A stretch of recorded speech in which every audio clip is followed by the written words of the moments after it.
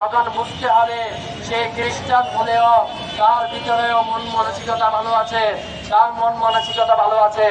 একজন খ্রিস্টান লোক যে কিনা নিউজিল্যান্ডের স্বাস্থ্যমন্ত্রী, তাকে বললো আপনি করোনার সময় ঘুরতে এসেছেন, এটা কি অন্যায় হয় নাই আপনার? সাংবাদিকদের একটা প্রশ্ন করলো শুধু, সে উত্তরে বলল আমার ভুল হয়ে গেছে, আমি পদত্যাগ করে দিচ্ছি, এই পদের যোগ্য না আমি অন্যায় করেছি, আমার ভুল হয়ে গেছে। বাংলাদেশের ব্যর্থতা, বাংলাদেশের পজিশন গুলোতে হোল্ড করে থাকে মানুষগুলো, তাদের অন্যায় বুঝতে পারে না। তাদের অন্যায় বুঝতে না পারার কারণে শেখ হাসিনা এই দেশ থেকে পালাতে হয়েছিল। দুর্নীতি দমন কমিশনের চেয়ারম্যান শেখ হাসিনার বন্ধু, এই দেশে সে শেখ হাসিনার বন্ধু হওয়ার পরেও সে এই দেশের দুদকের মতো জায়গায় কিভাবে চেয়ারম্যান পদে থাকে আমার মাথায় আসে না। প্রিয় দেশবাসী, তার বিরুদ্ধে কোনো পার্সোনাল শত্রুতা আমার নেই। অন্যায়ের বিরুদ্ধে যুদ্ধ করেছি। আমাদের যারা কমান্ডমেন্ট ছিলেন, যারা সমন্বয়ক ছিলেন, তারা এখন বড় বড় বিষয়গুলো নিয়ে ব্যস্ত। একজন মানুষ সবগুলো বিষয় দেখবো, বিষয়টা এমন না, তারা বড় বড় বিষয় নিয়ে ব্যস্ত। আমি ছোটখাটো বিষয় নিয়ে কথা বলতে এসেছি। আমি মনে করি এই দেশকে ধ্বংস করার পিছনে অর্ধেক দায় হচ্ছে শেখ হাসিনার, বাকি অর্ধেক দায় হচ্ছে দুর্নীতি দমন কমিশনের।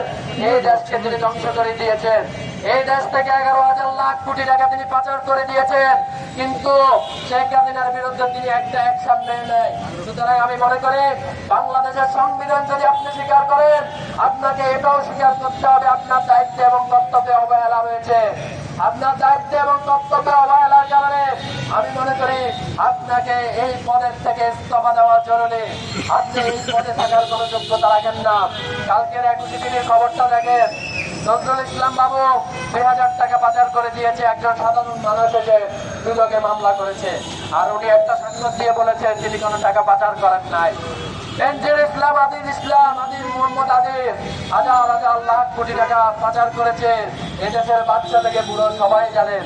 কিন্তু দুদককে যখন প্রশ্ন করা হয়েছিল তখন তিনি উত্তরে বলেছিল দুর্নীতি প্রমাণ করা নাকি অত্যন্ত কঠিন কাজ।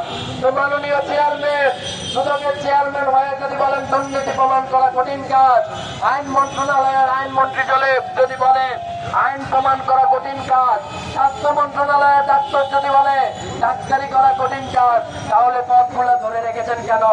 এই দেশে 20 লাখ জনগণ এখনো চাকরি পায় না। এই দেশের 20 লাখ জনগণ এখনো কোয়ারি পায়, কিন্তু তারা চাকরি পায় না। ঠিক আছে।